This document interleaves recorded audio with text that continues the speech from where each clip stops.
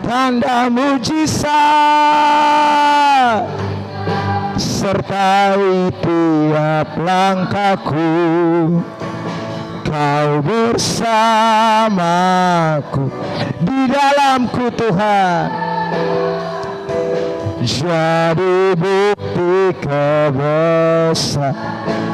jadi bukti kebesaran-Mu, jadi bukti kebesaran, jadi bukti kebesaran-Mu Tuhan, besaran-Mu. Terima kasih Bapa buat anugerah-Mu pada pagi diberkati ini. Karena sungguh kami rasakan luar biasa Tuhan kami, dahsyat Tuhan kami, ajaib Tuhan kami.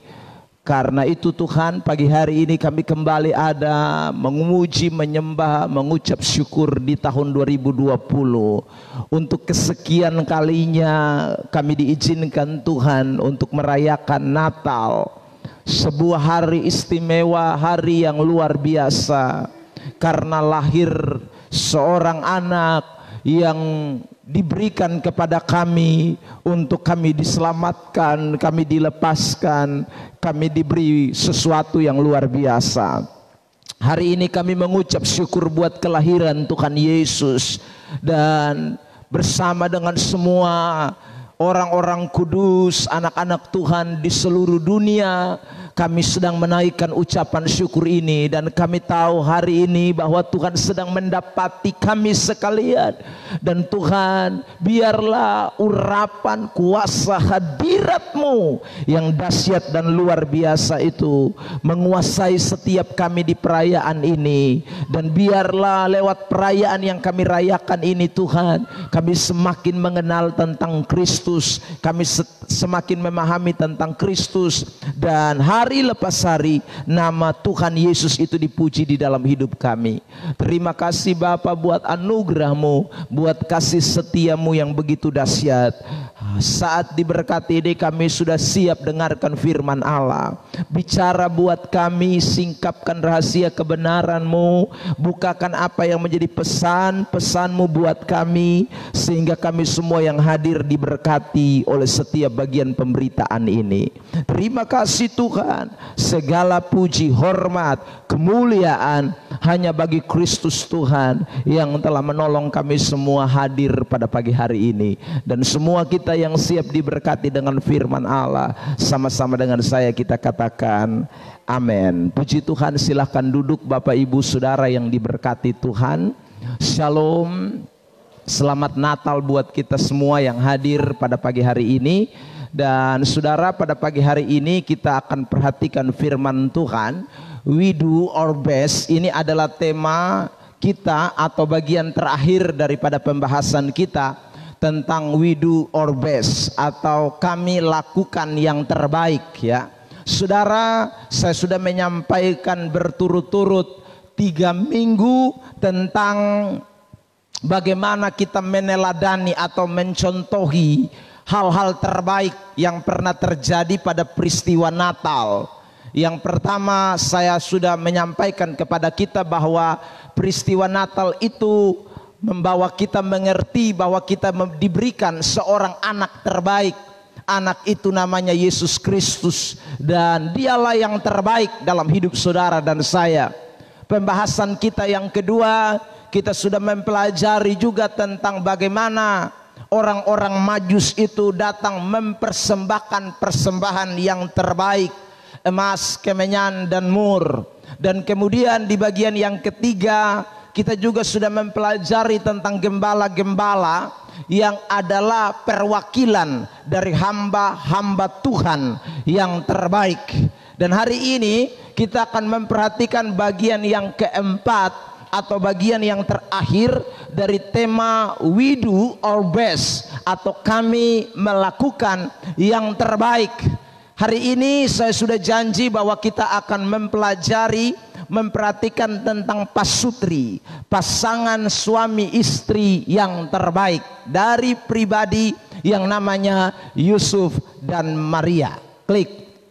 Karena itu tema khotbah kita pada pagi hari ini adalah pasutri terbaik atau pasangan suami istri terbaik. Ayat yang menjadi rujukan kita adalah Matius pasal yang pertama ayat 18 sampai ayat yang ke-25. Dalam khotbah ini saya akan menyinggung ayat-ayat itu, nanti baru kita membaca. Jadi di awal kita tidak langsung membaca sekaligus, tetapi saya hanya mau beritahu kepada kita bahwa sorotan kita, pembahasan tema kita pada kesempatan ini tentang pasutri terbaik itu ayatnya Matius 1 ayat 18 sampai ayat yang ke-25. Saudara yang diberkati oleh Tuhan, saya percaya bahwa Alkitab itu menjadi satu-satunya rujukan, bukan salah satu rujukan, tetapi satu-satunya rujukan untuk dapat melihat sesuatu yang terbaik dalam hidup kita. Secara khusus pada kesempatan pagi hari ini kita membahas soal suami istri, soal pasangan hidup saudara, baik kita yang sudah menikah, bahkan juga anak-anak kita, pemuda remaja yang belum menikah. Rujukan kita adalah firman Allah. Pasutri atau pasangan suami istri yang terbaik itu seperti apa? Alkitab memberitahu kepada kita secara terang-terangan. Secara khusus dalam konteks kita pada pagi hari ini menyoroti tentang pribadi Yusuf dan Maria, yang saya angkat sebagai tokoh atau sebagai pasangan suami istri yang terbaik menurut Alkitab. Tentu ada banyak pasangan suami istri terbaik yang lain di dalam Alkitab, tetapi ayat ini menjadi rujukan kita. Saudara, ciri yang pertama pasangan suami istri yang terbaik itu adalah mereka pasti memprioritaskan Tuhan. Dari mana saya kasih kesimpulan bahwa pasutri, pasangan suami istri terbaik itu mereka memprioritaskan Tuhan? Dari kisah Yusuf dan Maria di dalam Matius pasal 1 ayat yang ke-18. Tampilkan. Lihat. Matius pasal 1 ayat 18, lihat. Kelahiran Yesus Kristus adalah seperti berikut. Pada waktu Maria ibunya bertunangan dengan Yusuf, ternyata ia mengandung dari Roh Kudus sebelum mereka hidup sebagai suami istri. Perhatikan kalimat yang saya garis bawahi. Pada waktu Maria ibunya bertunangan dengan Yusuf, ternyata ia mengandung dari Roh Kudus.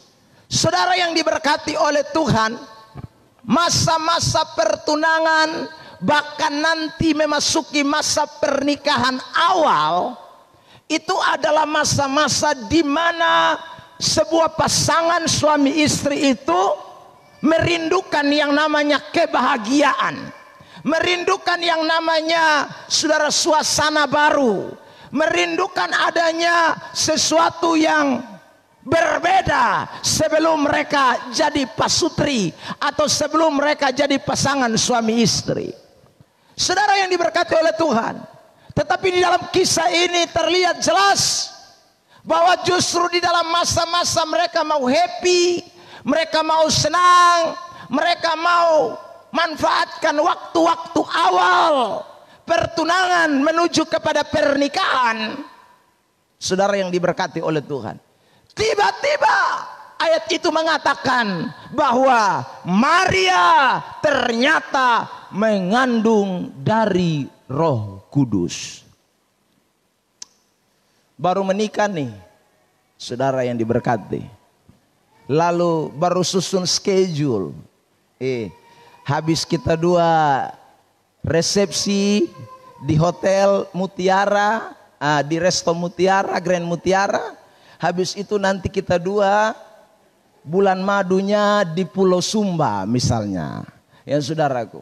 Atau dengan kata lain, kita dua karena tidak ada COVID, kita dua jalan-jalan pi Jakarta, lebih jauh lagi pi di Australia, lebih jauh lagi mungkin saudaraku rencana banyak ya, mau pi mana-mana. Ini sudah dalam planning ya.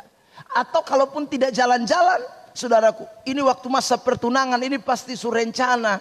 Nanti kita dua setelah menikah, habis menikah, kita dua akan bangun rumah, ya kita dua akan beli ini, beli itu pasti program orang setelah saudaraku mau masuk di dalam rumah tangga.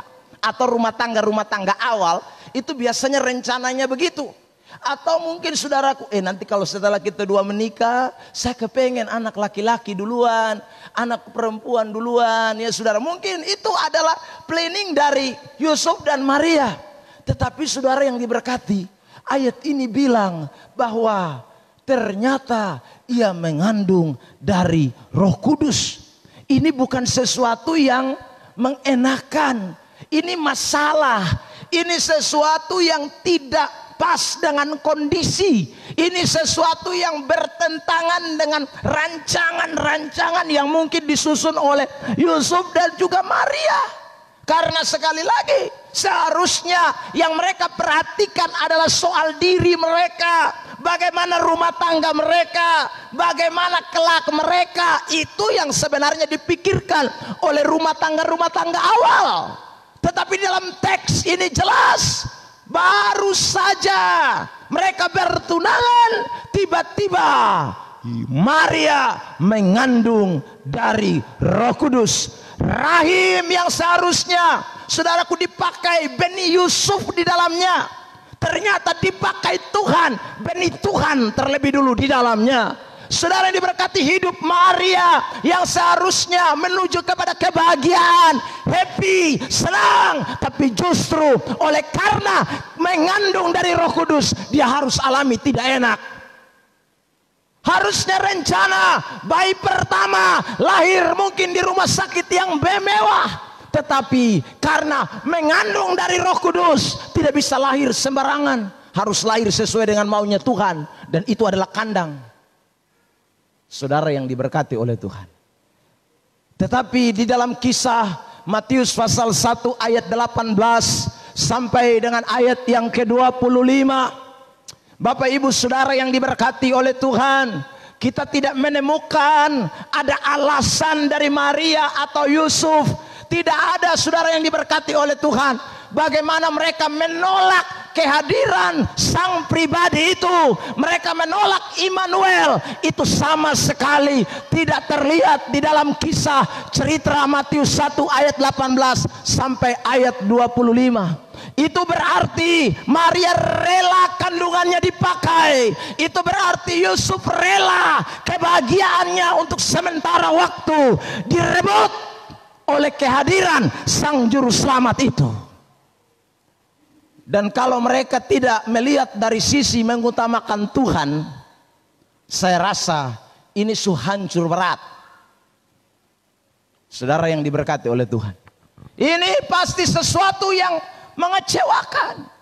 Tetapi mereka berdua rupanya orang-orang yang memang memprioritaskan Tuhan di dalam hidup mereka.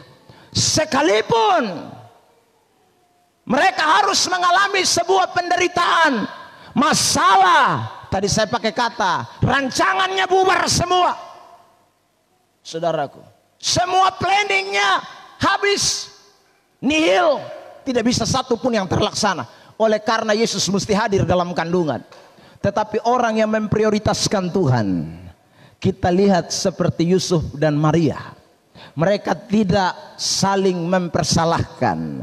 Mereka tahu arti bagaimana menempatkan Tuhan lebih penting, lebih prioritas, lebih di atas segala-galanya.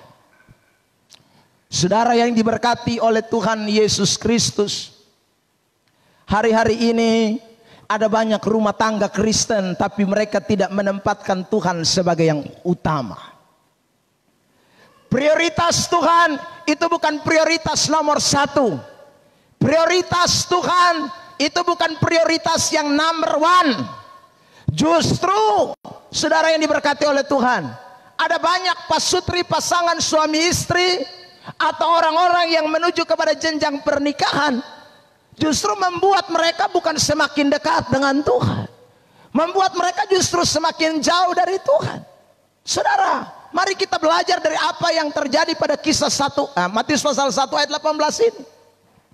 Dan ini tidak boleh, ini menjadi prioritas, dan ini berita umum di dalam Alkitab.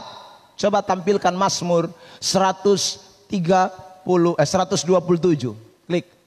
Saudara lihat ya. Mazmur 127 ayat 1. Nyanyian Siara Salomo. Jikalau bukan Tuhan. Jikalau bukan Tuhan. Saya cuma mau tekankan itu kalimat ini. Ayat yang sudah sering kita baca. Jikalau bukan Tuhan. Jikalau bukan Tuhan. Klik. 127 ayat 2. Ya. Saudara, sia-sia. Sia-sia. Ia memberikan. Jikalau bukan Tuhan, ia memberikan. Itu kalimat inti di dalam Mazmur 127.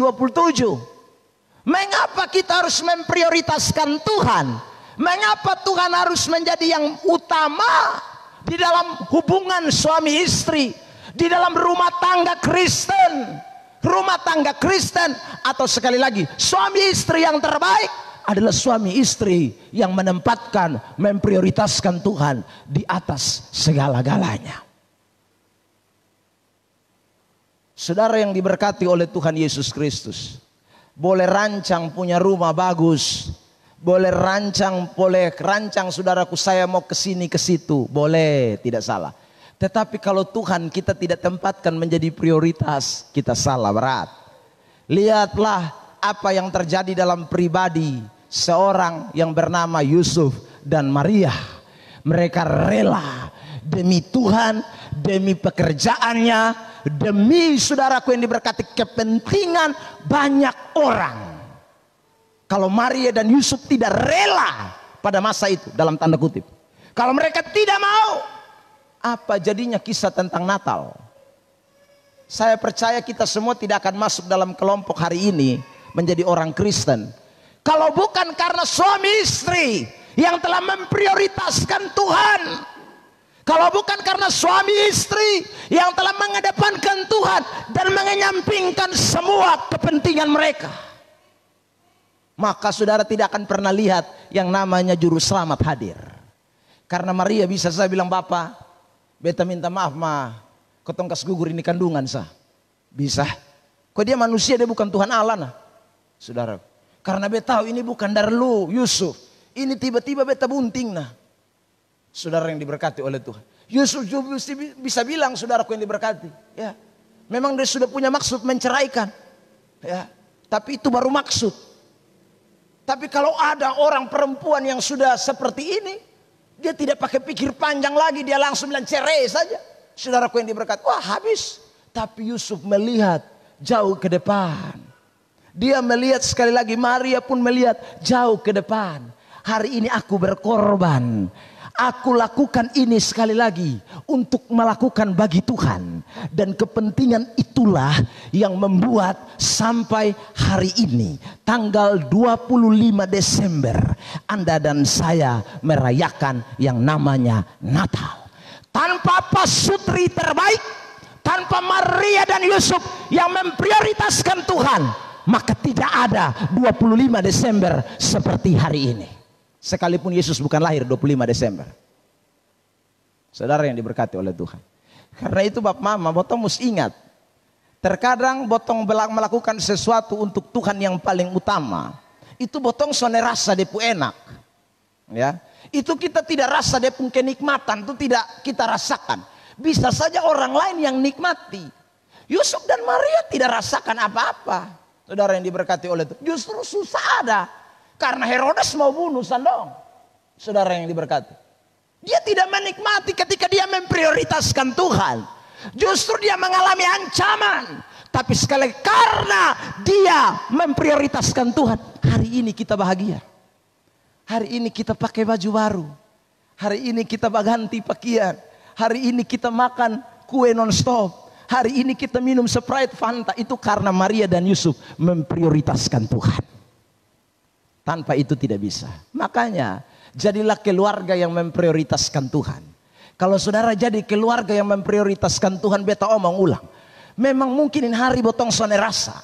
Tapi kelak anak cucu kita, orang-orang yang akan datang pasti akan menikmati ketika Anda sungguh-sungguh memprioritaskan Tuhan. Amin. Lihat Mazmur 128. Klik. Ayat 3 tidak baca lanjut. Ya. Ayat yang berikut, Mazmur 128. Klik. Klik. Ya. Nyanyian syiar. Berbahagialah setiap orang yang takut Tuhan, yang hidup menurut jalan yang ditunjukkannya. Berbahagia. Takut Tuhan. Bahagianya model apa? Mazmur 128 ayat 2 dan ayat 3. Klik. 1, 2, 3 Bapak Ibu membaca. 1, 2, 3. Apabila engkau memakan hasil jeripaya tanganmu, berbahagialah engkau dan baiklah keadaanmu. Saudara, ingat baik. Awalnya bukan langsung jeripaya tangan. Awalnya pemazmur tidak bicara soal bekerja. Awalnya pemazmur bicara soal takut Tuhan. Itu berarti sebuah rumah tangga, sebuah keluarga, pasangan suami istri menurut Alkitab. Itu kan perikopnya berkat atas rumah tangga, ya. Mazmur 128.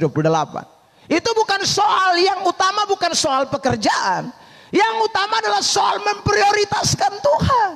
Yang utama adalah bagaimana soal menempatkan Tuhan lebih utama di atas segala-galanya. Itu penting. Ayat 3. 1, 2, 3. Istrimu akan menjadi seperti pohon anggur yang subur di dalam rumahmu. Anak-anakmu seperti tunas pohon zaitun sekeliling mejamu. Jadi saudara yang diberkati oleh Tuhan, yang menjadi prioritas sekali lagi bukan langsung istri jadi pohon anggur, anak langsung jadi pohon zaitun. Itu lambang kesuksesan, lambang kebahagiaan. Itu bukan yang lebih duluan. Alkitab memberitahu kepada kita ayat 1 tadi jelas. Takut Tuhan. Rujukan konteks agak sedikit jauh, Mazmur 127. 127 langsung 128. 127 dibilang bukan Tuhan, kalau bukan Tuhan, kalau bukan Tuhan, sia-sia semua. Makanya saudara yang diberkati, hari ini kita mau menjadi keluarga, pasangan suami istri, ya, yang belum masuk rumah tangga, cari yang memprioritaskan Tuhan. Jangan cari yang lain-lain. Beta selalu omong, ya saudara yang diberkati oleh Tuhan, ya. Kaya boleh, punya pekerjaan boleh, saudara. Tetapi itu bukan nomor satu. Yang nomor satu itu prioritas Tuhan tidak. Kaya tapi tidak prioritas Tuhan, jangan mau. Saudara, pegawai negeri tapi Tuhan tidak menjadi prioritas, jangan mau.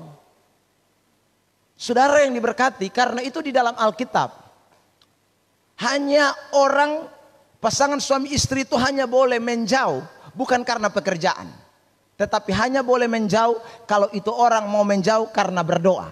Lihat 1 Korintus 7 ayat 5. Itu membuktikan bahwa memang Tuhan itu menjadi penting dalam sebuah rumah tangga. Sampai-sampai Paulus izinkan kalau mau berpisah sementara waktu boleh, tetapi untuk berdoa. Kalau untuk hal lain sana boleh, ya. 1 Korintus 7 ayat 5. Janganlah kamu saling menjauhi kecuali dengan persetujuan bersama untuk sementara waktu. Boleh menjauh kecuali persetujuan bersama, tetapi itu juga sementara waktu. Tidak boleh lama. Untuk apa sementara waktu? Supaya kamu mendapat kesempatan untuk berdoa. Berarti soal hubungan suami istri, dalam hal yang satu ini boleh bajau, dalam hal yang satu ini boleh bajau. Artinya apa? Kalau Tuhan mau dikedepankan, Tuhan mau diprioritaskan, boleh menjauh. Tapi kalau memprioritaskan pekerjaan lalu menjauh dari suami atau istri, Alkitab tidak menginginkan. Saudara yang diberkati, jadi bagaimana kalau suami di satu tempat, istri di satu tempat? Satu mesti mengalah. Istri harus mengalah ikut suami, atau suami harus mengalah ikut istri. Saudara yang diberkati, soalnya bisa jarak jauh hanya karena pekerjaan, tidak bisa. Kalau jarak jauh karena Tuhan masih boleh. Memprioritaskan Tuhan, akhirnya harus ada jarak. Harus saudaraku yang diberkati tinggalkan istri beberapa waktu, boleh. Itu karena memprioritaskan Tuhan. Berarti saya ulang, dilihat dari catatan ini mengingatkan kepada kita atau memberitahu kepada kita bahwa ternyata sampai saudaraku soal Tuhan itu penting, akhirnya Paulus mengizinkan orang yang namanya suami istri boleh berpisah untuk sementara waktu. Yesus juga pernah omong begini, Matius, klik. Injil Matius pasal 10 ayat 37. Barang siapa mengasihi bapa atau ibunya lebih daripadaku, ia tidak layak. Jadi saudara, karena Tuhan, kita boleh mengasihi orang lain, tidak boleh melebihi orang kepada Tuhan. Boleh, ya. Jadi Tuhan itu harus dikasih lebih daripada bapak kita, lebih daripada ibu kita, lebih daripada anak kita, lebih daripada saudara kita, mengasihi Tuhan. Makanya kalau ada itu lagu yang bilang cinta apa? Meruntuhkan perbedaan, tidak bisa. Saudara yang diberkati. Terserah orang mau bilang apa di belakang sana. Beta tetap cinta walau beda agama. Oh, itu dia gila mangkali. Bisa. Dia tidak lebih dari Tuhanmu. Saudara yang diberkati oleh Tuhan. Iya, kita sana bisa bilang orang mau bilang di belakang sana apa. Tapi Alkitab bilang di belakang itu apa. Bukan orang, Alkitab omong apa. Itu penting. Ya. Jadi bukan soal karena kita cinta. Bahkan untuk cinta pun Tuhan bilang son boleh lebih. Ya. Apalagi cuman pacar.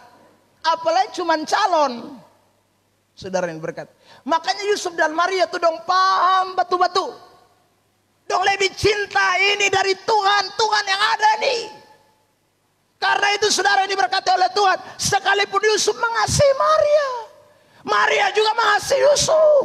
Dua-dua saling bercinta. Tapi karena Tuhan punya ada di sini. Maka mau bilang apa? Maka itu lagu bisa kita nyanyikan untuk Maria dan Yusuf. Terserah orang mau bilang apa di belakang sana. Beta tetap cinta Tuhan Yesus. Ya. Karena Tuhan Yesus orang mau bilang apa kek. Yang penting sesuatu cinta Tuhan Allah. Tuhan Allah lebih prioritas. Tuhan Allah lebih penting. Tuhan Allah lebih utama. Saudara yang diberkati oleh Tuhan. Itu. Jadi kita tidak boleh balik kebenaran. Jadi hari ini kita belajar dari pasutri, pasangan suami istri yang terbaik. Itu sekali lagi memprioritaskan Tuhan.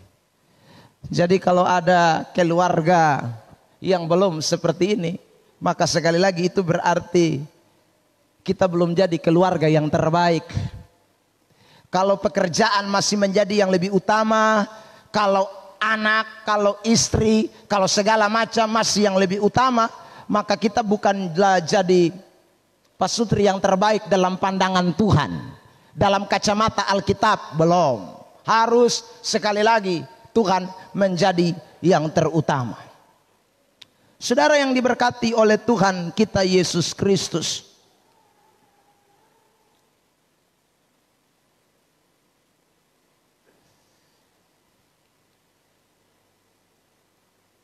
Saya ingin membacakan satu ayat buat kita kembali. Memberikan contoh. Yosua pasal 24 ayat 15. Kitab Yosua pasal 24 ayat 15. Lihat ini. Tetapi jika kamu anggap tidak baik untuk beribadah kepada Tuhan, pilihlah pada hari ini kepada siapa kamu akan beribadah. Allah yang kepada nenek moyangmu beribadah di sebelah sungai Efrat, atau Allah orang Amori yang negerinya kamu diami ini. Tetapi aku dan seisi rumahku, kami akan beribadah kepada Tuhan. Ini yang tadi saya bilang, terserah orang mau bilang apa di belakang sana. Beta dan bepu istri dan beta pun anak, tetap ibadah kepada Tuhan. Terserah kamu mau pilih ibadat kemana, tapi saya istri dan anak tidak bisa. Ini pas sutri terbaik. Tidak memberikan pilihan kepada keluarganya, tidak memberikan pilihan kepada pasangannya, orang lain terserah. Tapi kita, Yosua bilang, tidak boleh. Tuhan mesti nomor satu di atas segala-galanya. Ya. Jadi kalau ada mama-mama bilang, Bapak ini minggu Bapak pergi gereja sendiri teh mama, sen bisa. Kenapa? Mama arisan. Saudara yang diberkati, kalau mama arisan, bapak tolong kasih tahu, ma, arisan batal, tahan. Hari ini kita mesti tetap ibadah, ya, karena arisan tidak lebih penting dari ibadah. Saudara yang diberkati, pasutri terbaik itu aku dan seisi rumah, bukan aku sendiri. Saudara yang diberkati oleh Tuhan, itu pasutri terbaik. Kisah 10 ayat 2, klik. Kisah 10 ayat 2, ia saleh, ia serta seisi rumahnya. Bukan hanya satu dua, satu rumah, semuanya takut akan Allah. Kisah 16:15, klik. Klik lanjut. Sesudah ia dibaptis bersama-sama dengan seisi rumahnya. Bukan hanya dia sendiri, dia dan seisi rumahnya. Siapa itu perempuan yang namanya Lydia? Jadi dia terima Injil duluan, dia dibaptis duluan. Habis itu dia dan dia pun laki, dia pun anak-anak baptis semua. Seisi rumahnya. Ya. Ayat 31, kisah 16. Jawab mereka, percayalah kepada Tuhan Yesus Kristus dan engkau akan selamat, engkau dan seisi rumahmu. Disuruh percaya. Padahal yang ketemu kepala penjara. Tapi begitu kepala penjara ketemu Petrus bilang begini, pergi, percaya, kasih tahu suami Isa, istri anak-anakmu. Percaya juga supaya kamu dan seisi rumahmu selamat, bukan kamu sendiri. Saudara yang diberkati oleh Tuhan. Ya. Karena itu hari ini sekali lagi prioritaskan Tuhan, kita dan seisi rumah kita. Ya. Saudara yang diberkati oleh Tuhan. Kalau tidak, maka kita tidak bisa jadi keluarga yang terbaik. Ya, suami istri yang terbaik, rumah tangga yang terbaik. Rumah tangga yang terbaik adalah rumah tangga yang memprioritaskan Tuhan. Kalau ada orang bertanya, saudara yang diberkati, jadi bagaimana Pak? Bagi yang sebelum menikah, pesan firman Tuhan jelas.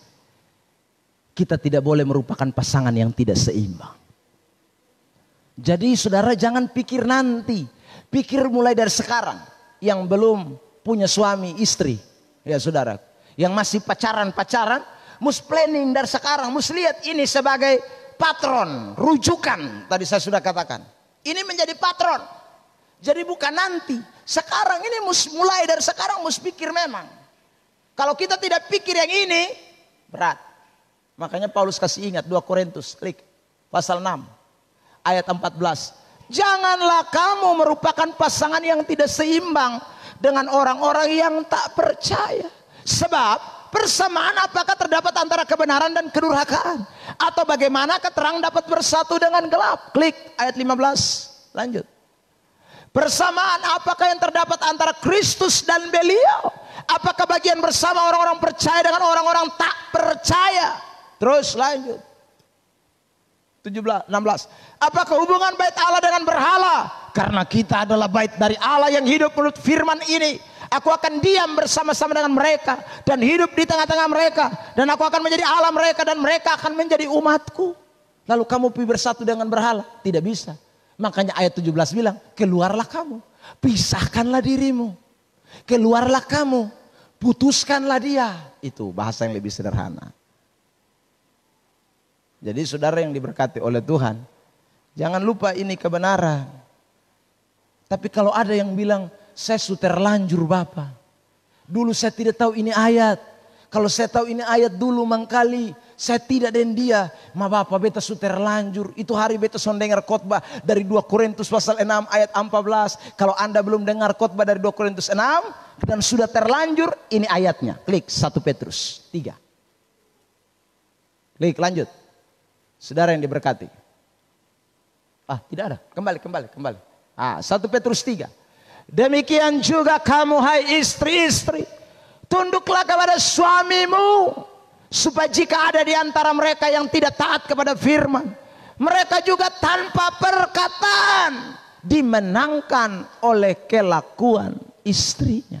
Jadi kalau saudara kita sudah terlanjur menikah, lalu kemudian pasangan kita berat, tidak taat kepada firman, maka Alkitab bilang jelas, suami atau istri tersebut tidak usah pakai kata-kata, tetapi cukup dengan perbuatan saja. Saudara yang diberkati, karena itu hari ini ingatlah baik-baik ini kebenaran. Janganlah kita lupa bahwa prioritaskan Tuhan itu menjadi sesuatu yang penting di dalam pasangan suami istri. Saudara, sekarang kita akan memperhatikan yang kedua. Apa ciri pasutri yang terbaik? Kembali. Pasutri yang terbaik. Pasutri yang terbaik itu jaga nama baik, saudara. Ya.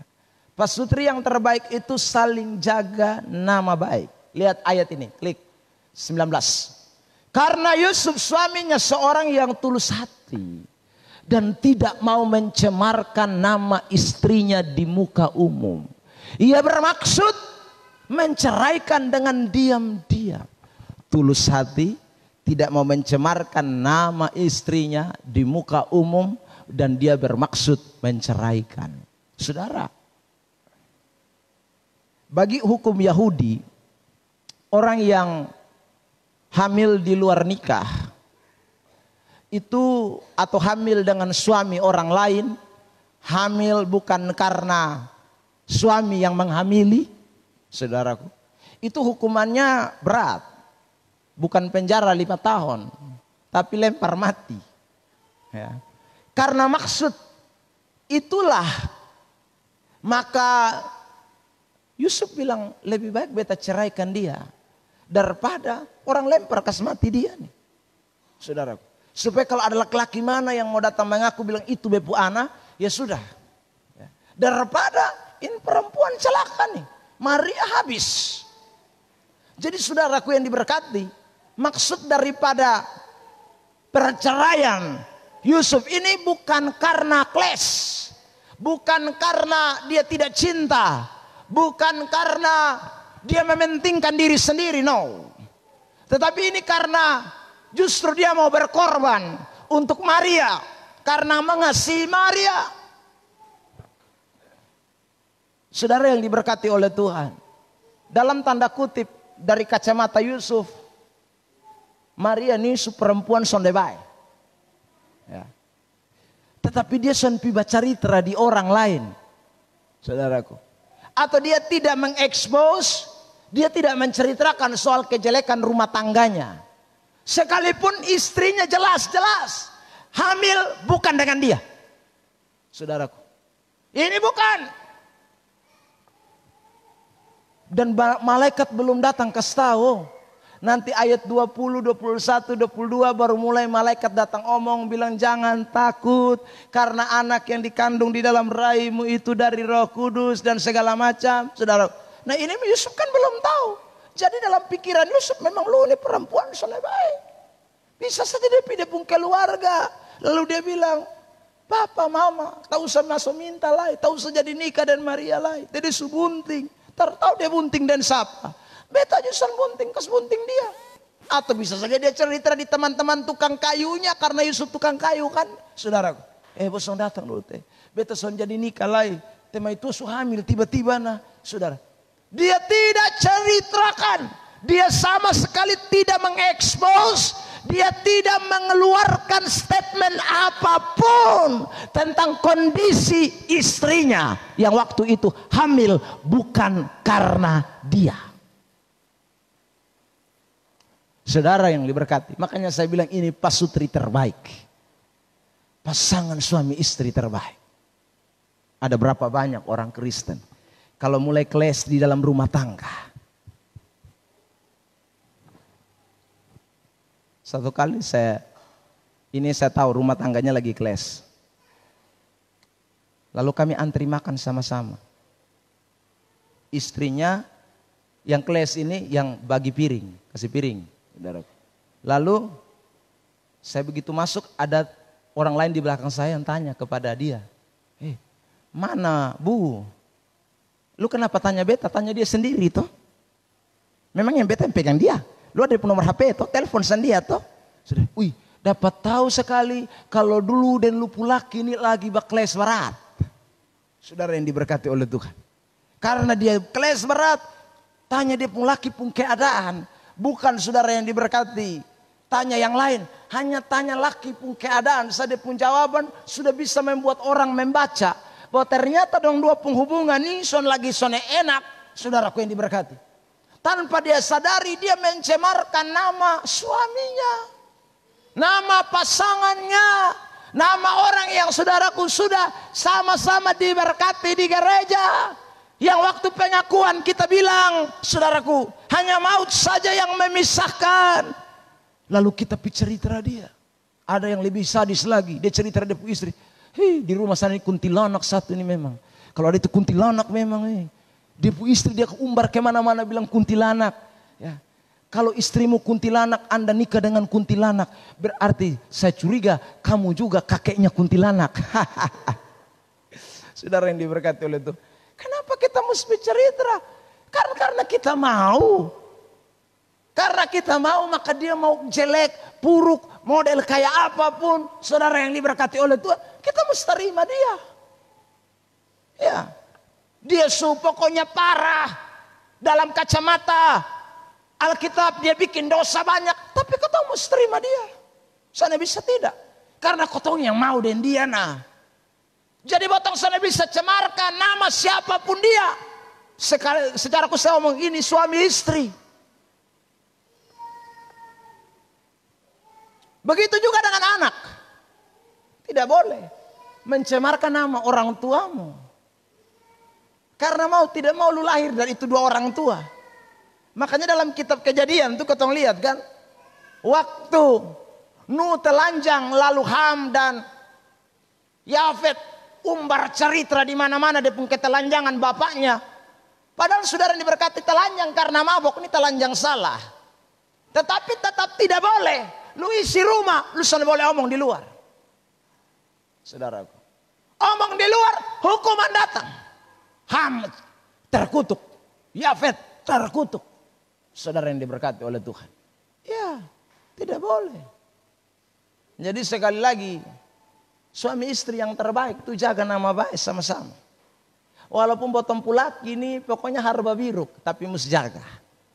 Ya saudara, botong pumbini ini harba biruk, tapi jampi cerita di tetangga. Jampi cerita di orang lain. Jangan jaga nama baik pasangan suami istri. Saya ulang, karena kita yang mau, baru kita nikah. Waktu kita nikah dan dia, kita sudah tahu dia. Bukan kita tidak tahu. Saudara yang diberkati. Tapi kita juga paksa diri, mau sah. Maka jaga nama baik. Sekalipun dia jahat, sekalipun dia son jelas, kita tetap mesti jaga dia pun nama baik. Saudara. Amsal 22, klik. Mengatakan begini. Nama baik lebih berharga daripada kekayaan besar. Dikasihi orang lebih baik daripada perak dan emas. Nama baik itu berharga. Saya ulang. Karena itu Yusuf belum tahu. Kalau itu anak itu dari roh Tuhan. Tapi dia tidak mencemarkan nama istrinya. Saudara, ayat yang tadi saya sudah baca. 1 Petrus klik. 1 Petrus 3 ayat 1. Bukan dengan perkataan kita bisa menangkan suami atau istri yang tidak takut Tuhan. Kita cerita dia pun kejelekan, dia dengar itu lebih parah lagi. Dia datang nih lu babak belur. Ya. Lebih baik tak usah banyak omong, sikap sah. Tingkah laku sah. Tingkah laku sah. Tunduk, taat, mengasihi. Itu kata firman. Lalu ada yang bilang sama saya begini. Pak Pendeta, tapi kalau kotong tahan di dada ini sesak Bapak. Kotong son omong ini berat Bapak. Sesak. Boleh omong. Boleh cerita. Tetapi hanya boleh kepada hamba Tuhan. Yang lain tidak boleh. Kepada hamba Tuhan bongkar semua. Jangan sembunyi-sembunyi. Saudara yang diberkati. Kepada hamba Tuhan mesti sampaikan. Lu pun keadaan rumah tangga. Lu pun hubungan suami istri. Cerita. Poa. Tak usah cerita di lain. Hamba Tuhan cerita. Tapi hamba Tuhan yang bukan mulut ember. Sebab kalau lu cerita hamba Tuhan yang mulut ember, dia cerita di orang lain lagi, itu berat. Saudaraku yang diberkati. Ya, tidak boleh. Ini rahasia. Jadi boleh curhat kepada hamba Tuhan, boleh. Saya tunjukkan ayat ya, 1 Korintus pasal 11, klik. Ayat 18. Sebab pertama-tama aku mendengar. Paulus tulis 13 surat. Dan semua surat itu dia tulis karena dia mendengar. Dia tidak melihat apa yang terjadi di Korintus. Dia tidak lihat. Tapi dia dengar. Siapa yang cerita buat dia?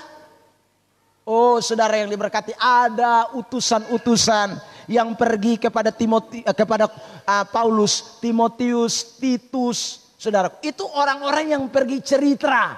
Aduh jemaat di sana tuh begini.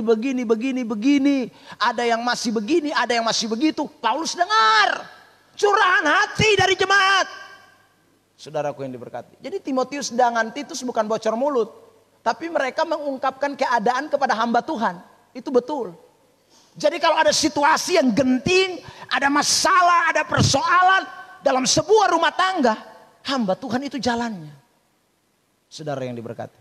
Dan kalau hamba Tuhan dengar, maka pasti dia akan respon dengan tindakan firman. Coba kita lihat. 1 Korintus pasal 2 Korintus 2 ayat 9. Lihat. Sebab justru itulah maksudnya aku menulis surat kepada kamu. Karena sudah dengar, maka Paulus tidak bisa diam. Sekalipun aku tidak bisa pergi ke Korintus, tapi aku akan tulis surat kepada kamu. Waktu tulis surat itu enak. Wih, depung isi pedis. Lihat 2 Korintus. Selanjut. Ayat pasal 7 ayat 8. Jadi meskipun aku telah menyedihkan hatimu dengan surat itu. Jadi kalau jemaat, Anda cerita kepada saya masalah sesuatu apapun, masalah orang lain kek, masalah Anda sendiri, Anda cerita kepada saya, maka saya pasti akan khotbahkan. Pasti. Meskipun saya tidak singgung nama, tapi saya pasti khotbah. Dan waktu saya khotbah itu, orang yang mengalami pasti dia punya hati itu tersayat-sayat. Makanya ada orang bilang, siapa cerita di Pak Pendeta Itu bagus. Daripada dia cerita di orang lain, cerita datang di sini. Sebab cerita di sini saya akan fight. Saya akan khotbah. Saudara yang diberkati. Itu yang Paulus lakukan. Jadi Paulus dengar cerita, dengar masukan, dengar tentang dosa jemaat, tentang hal-hal yang menyimpang dari kebenaran. Bab Tuhan langsung cakar. Dia tulis surat. Sampai-sampai ada orang yang bilang, Paulus tuh berani di surat. Kalau muka dia takut. Saudaraku, Paulus bilang, tidak betulis surat ni keras sama dan beta ketemu bosong dan be omong. Itu tidak lain, tidak beda. Be puisi surat karena beta ketemu bosong, beta khotbah model kayak begitu. Dia son kasih biar memang.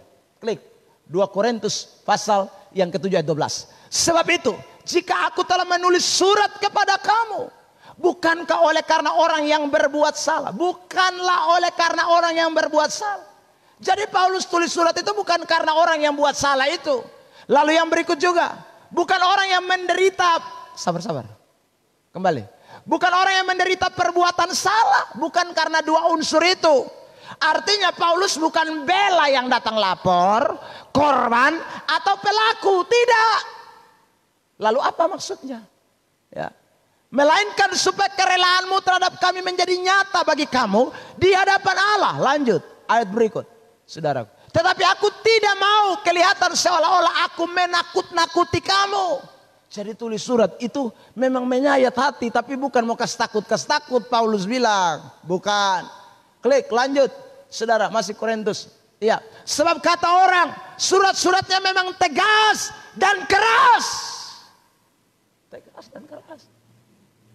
Saudaraku. Ya. Lanjut. Masih ada ayat? Ya, ayat. Tetapi hendaklah orang-orang yang berkata demikian menginsafi bahwa tindakan kami bila berhadapan muka sama seperti perkataan kami dalam surat-surat kami, bila tidak berhadapan muka. Saudara yang diberkati oleh Tuhan Yesus Kristus. Karena itu saya ulang. Curhat pi orang lain sana boleh. Tapi ke hamba Tuhan itu boleh. Dan kalau curhat habis, dengar baik. Kalau ada pendeta khotbah, dia bukan khotbah karena orang yang jadi korban, bukan. Dia khotbah bukan juga karena ada pelapor, bukan. Sekali lagi, tapi dia khotbah itu supaya kita semakin nyata kerelaan kita bagi Tuhan. Kita mau bertobat, kita mau sungguh-sungguh lakukan kebenaran. Klik ayat berikutnya, saudara yang diberkati oleh Tuhan. Yang ketiga sekarang, ciri-ciri pasutri yang terbaik. Ketiga, saudaraku, mengikuti keputusan Tuhan. Pasutri yang terbaik itu mereka yang mengikuti keputusan Tuhan, bukan keputusan diri kita. Kita bisa melihat ayat 19 sampai ayat 25. Sekarang kita mulai lihat ada informasi dari sorga. Tadi belum ada informasi, karena itu niat mau cereh. Ya, tapi sekarang sudah dapat informasi dari sorga, sudah dapat pernyataan dari Tuhan, maka responnya, respeknya beda. Mari kita baca. Sekarang kita baca saut bersautan ayat ini. Matius pasal yang ke-1 ayat 19 hingga ayat 25. Saya ayat 19, Bapak Mama Saudara ayat 25. Karena Yusuf suaminya seorang yang tulus hati dan tidak mau mencemarkan nama istrinya di muka umum, ia bermaksud menceraikannya dengan diam-diam. Lanjut.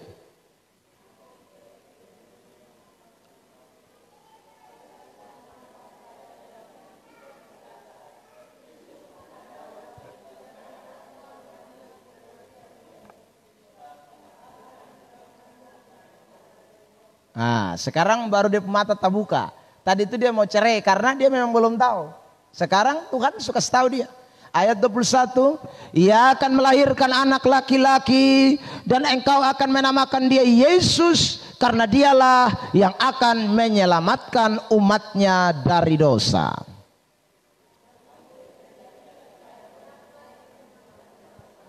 Jadi saudara perhatikan, ini penggenapan firman Allah yang dinubuatkan ratusan ribuan tahun.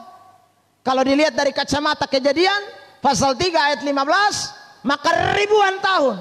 Kalau dilihat dari kacamata Yesaya, maka 750 tahun. Ini semua tergenapi. Ya, saudara yang diberkati. Sesungguhnya anak darah itu, ayat 23, akan mengandung dan melahirkan seorang anak laki-laki, dan mereka akan menamakan dia Immanuel, yang berarti Allah menyertai kita. Ayat 24, silakan.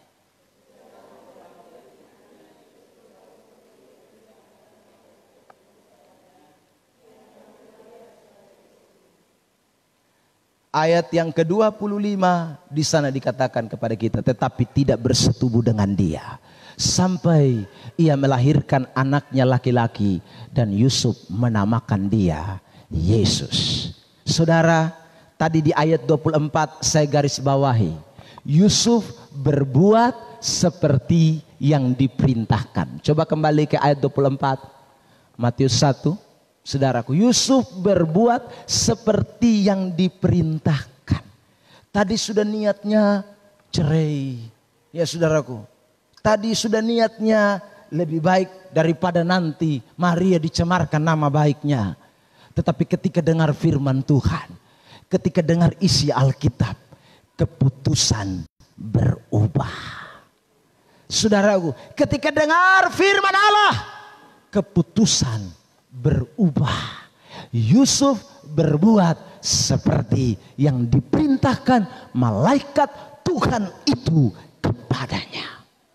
Saudara yang diberkati oleh Tuhan, pasangan suami istri yang terbaik, sekali lagi yang ketiga, adalah bukan keputusan kita yang terlaksana, tapi keputusan Tuhan yang harus terlaksana dalam hidup kita. Mungkin kita punya banyak, saudaraku, keputusan-keputusan yang kita ambil waktu sebelum kita dengar firman Allah, waktu sebelum kita mendengarkan apa yang Alkitab katakan. Tetapi setelah kita dengarkan apa yang Alkitab katakan, urungkanlah niatmu, urungkanlah keputusanmu. Karena keputusan yang terbaik bukan keputusan yang diambil dari diri kita, tapi keputusan yang datangnya dari Tuhan.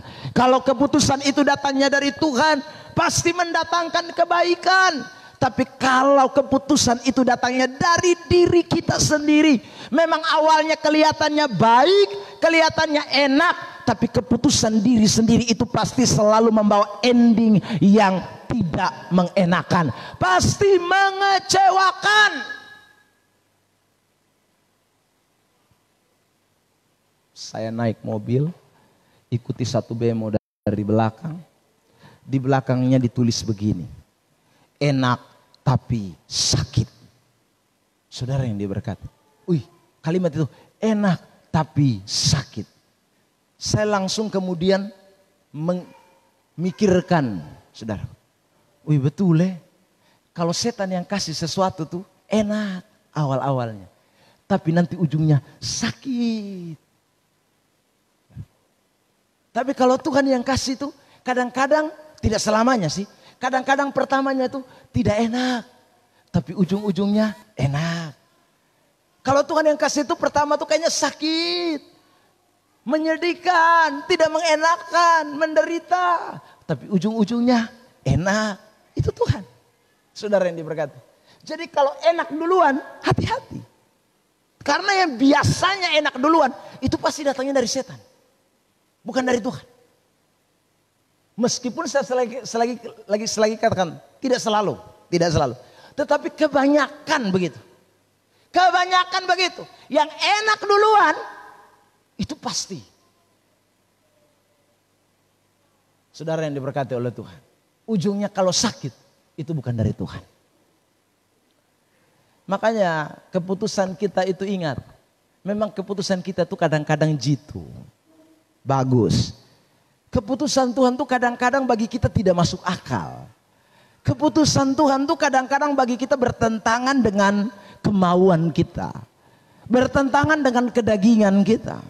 Tapi ikutilah keputusan Tuhan. Saya ulang, karena keputusan Tuhan itu selalu mendatangkan yang terbaik. Jangan ikuti keputusan diri sendiri.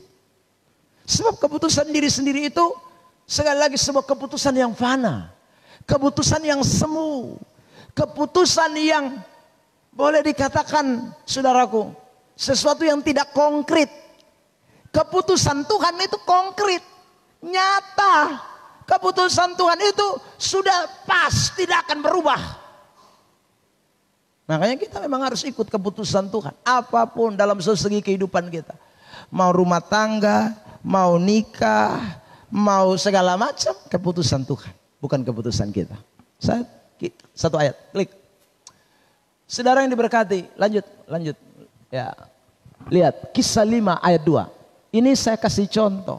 Kembali, 5 ayat 2.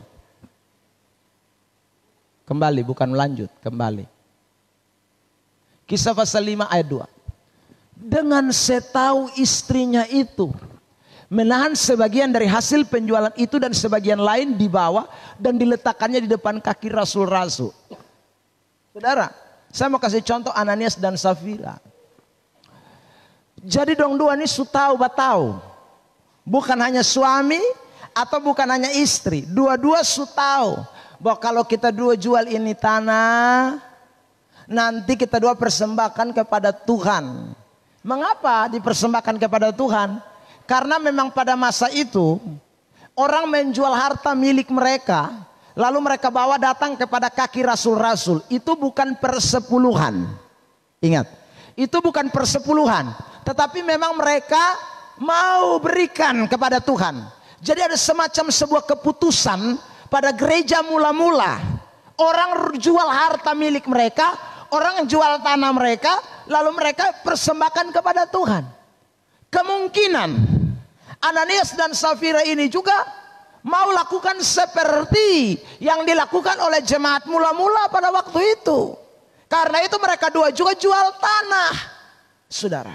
Tetapi ternyata waktu mereka menjual tanah, dikatakan di dalam ayat itu, mereka dua tahu sama-sama bahwa mereka dua kemudian menahan hasil penjualan itu sebagian lalu dibawa dan diletakkan di depan kaki Rasul.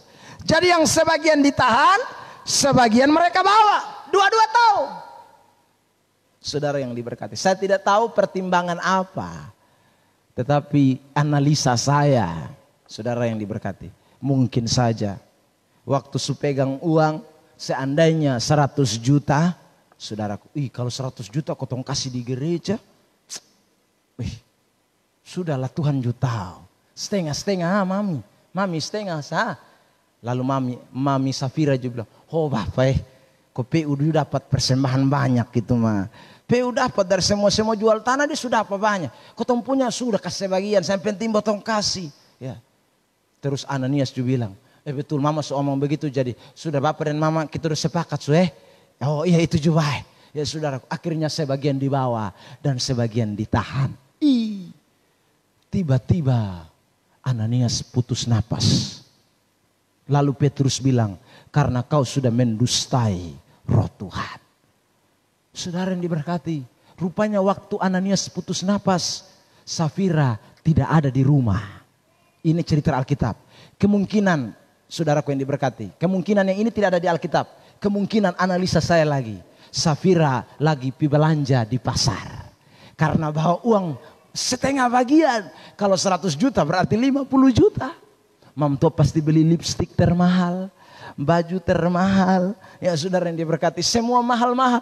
Begitu-begitu masuk saudaraku di pintu rumah, dia kaget karena peti mayat keluar dari dalam rumah. Mungkin dia tanya-tanya, siapa pun peti mayat ini? Saudara, Petrus langsung menyaut, Ananias dong baru bawa keluar, sebentar lagi lu juga akan menyusul.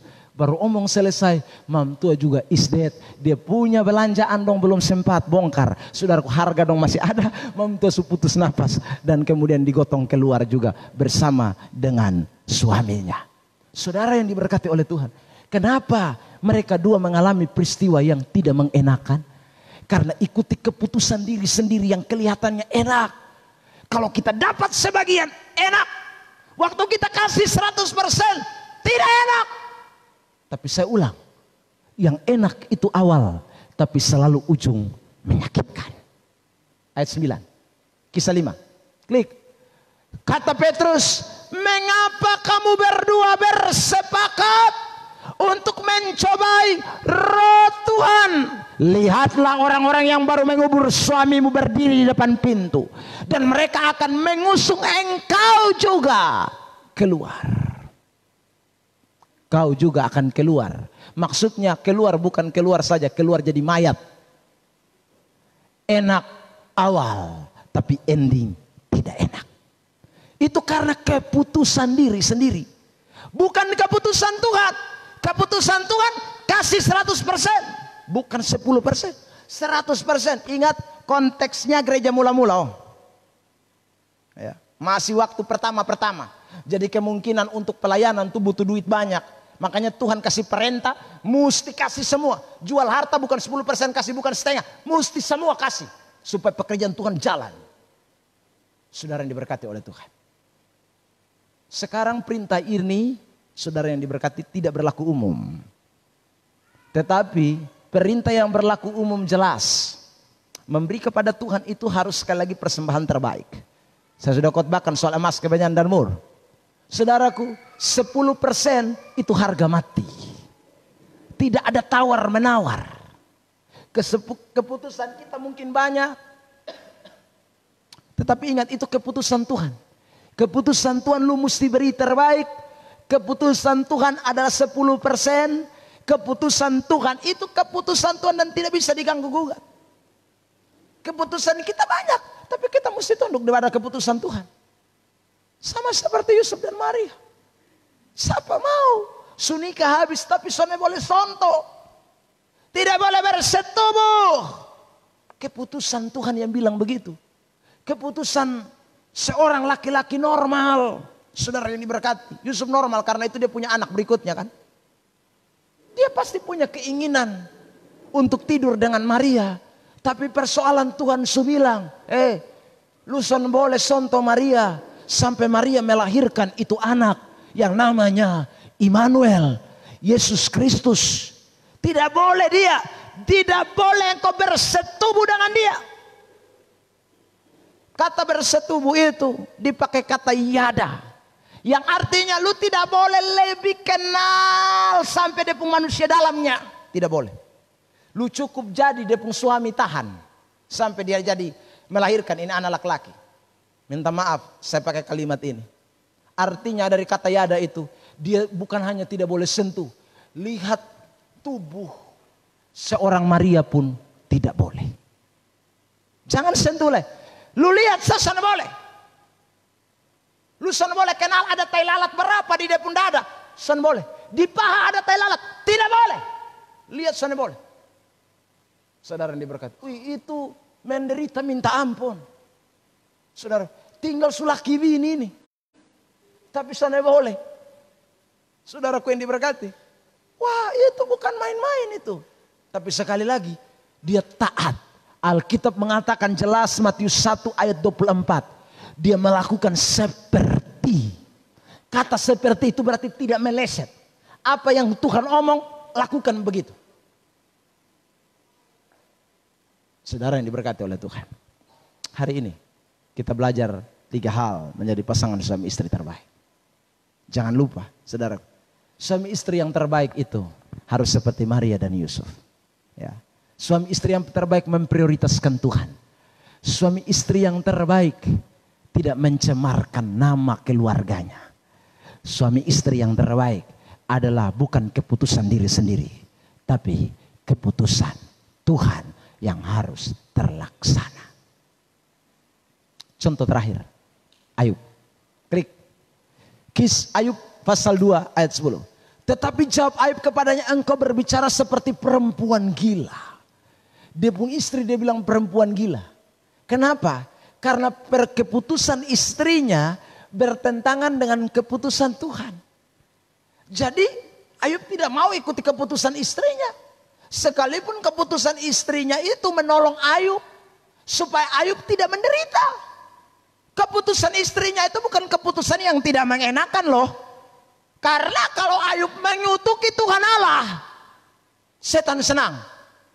Kalau setan senang, setan tidak bikin hal-hal yang tidak enak. Rumah terbakar, anak lari ke setingga, anak semua mati. Ya, penyakit yang ngeri didapat. Cukup lu kutuk Tuhan selesai. Tapi Ayub tahu itu bukan keputusan Tuhan. Keputusan Tuhan ayat itu bilang, apakah kita mau terima yang baik dari Allah, tapi yang tidak baik kita tidak mau terima?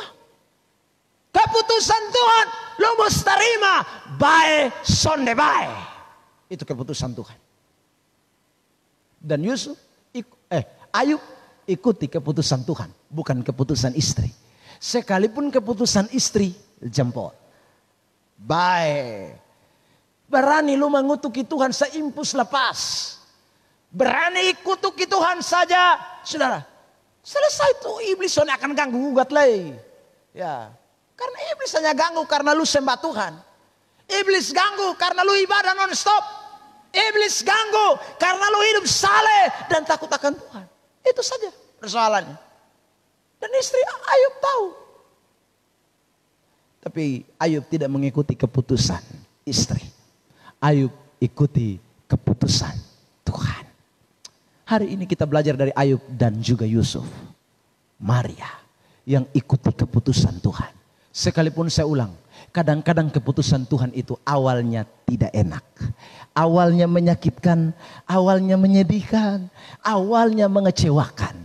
Tetapi ending selalu mendatangkan kebahagiaan. Saya tutup kesimpulan hari ini. Klik. Saudara yang diberkati oleh Tuhan, jadilah pasangan yang terbaik. Seperti Yusuf dan Maria dalam kisah Natal. Hari ini kalau kita bisa merayakan Natal, bahagia. Saya ulang lagi. Kasih menyala petasan. Sebentar mungkin pawai, meskipun pemerintah sudah larang. Saya tidak tahu ada atau tidak. Ya, saudara.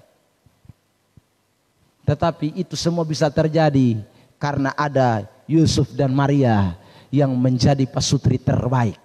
Sebab tanpa mereka, Natal tidak akan semeriah hari ini. Tuhan Yesus memberkati kita. Mari pemain musik Maju ke depan, kita mau syukuri firman Tuhan.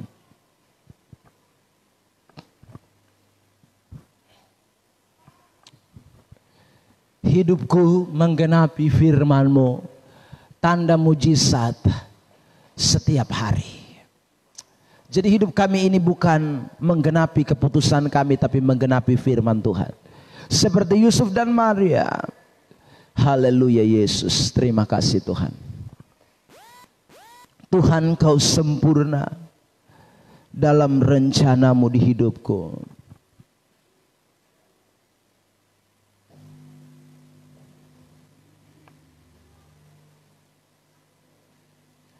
Haleluya, haleluya, haleluya.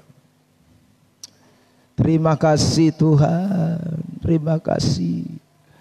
Engkau baik, sungguh baik, sangat baik. Haleluya, Yesus.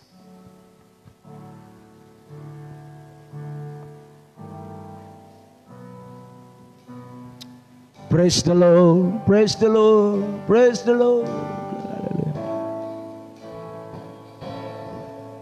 Tuhan, Kau sempurna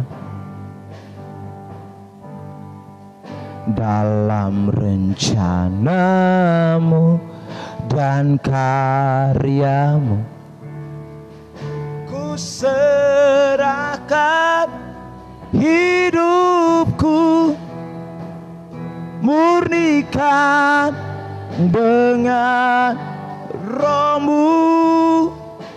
Tuhan Kau sempurna, Tuhan Kau sempurna dalam rencanaku dan jalan. Ku serahkan hidupku, murnikan dengan Roh-Mu. Hidupku menggenap tanda mujizat, tanda mujizat serta Kau bersamaku, di dalamku Tuhan. Jadi bukti kebesaran-Mu. Mari kita semua bangkit berdiri sambil kita naikkan pujian ini. Tuhan Kau sempurna. Haleluya. Dalam rencana-Mu dan karya-Mu, ku serahkan hidupku, murnikan dengan Roh-Mu. Hidupku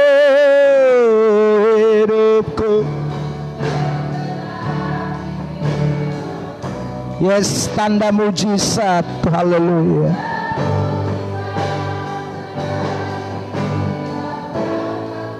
Kau bersamaku, di dalamku. Haleluya. Jadi bukti kebesaran-Mu. Hidupku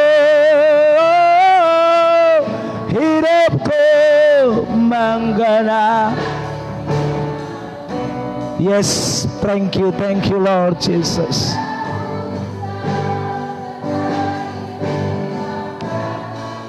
Kau bersamaku, di dalamku. Jadi bukti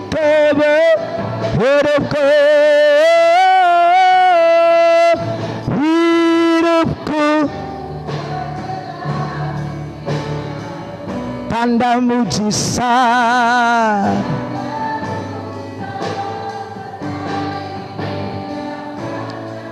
Kau bersamaku, di dalam-Mu Tuhan.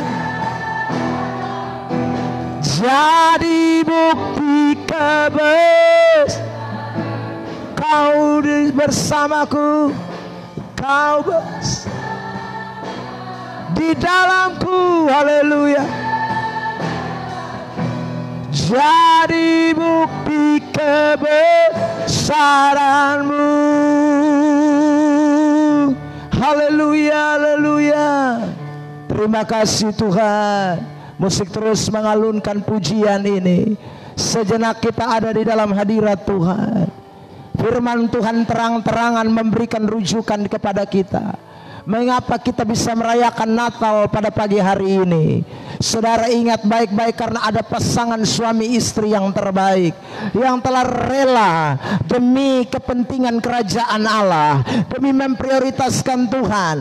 Rahimnya dia persembahkan untuk Tuhan. Demi kepentingan kerajaan Allah, masa senang-senangnya, masa happy-happynya dipersembahkan untuk Tuhan. Natal bisa terjadi hari ini karena ada orang yang tidak mencemarkan nama orang lain. Ada orang yang tidak mencemarkan nama istri atau suaminya. Mereka rela, sekalipun sekali lagi menurut pandangan orang Yahudi, apa yang dilakukan oleh Maria, apa yang dialami oleh Maria, sesuatu yang tidak menyenangkan. Tetapi saudara yang diberkati oleh Tuhan, Yusuf rela karena dia mengikuti keputusan Tuhan dan bukan keputusan dirinya. Keputusan Tuhan itu terkadang awalnya menyakitkan. Keputusan Tuhan itu awalnya kelihatan tidak menyenangkan.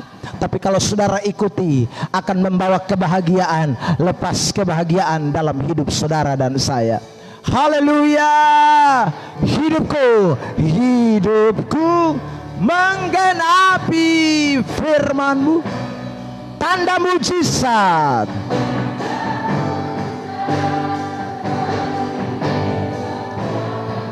Kau bersamaku, di dalamku Tuhan, jadi bukti sekali lagi hidupku. Pak Robert akan ada di depan untuk berdoa, mengucap syukur buat firman Tuhan. Tanda mujizat. Bapak Robert waris, kami persilakan untuk berdoa, mengucap syukur. Di dalamku, haleluya, jadi bukti kebesaran-Mu, bukti kebesaran.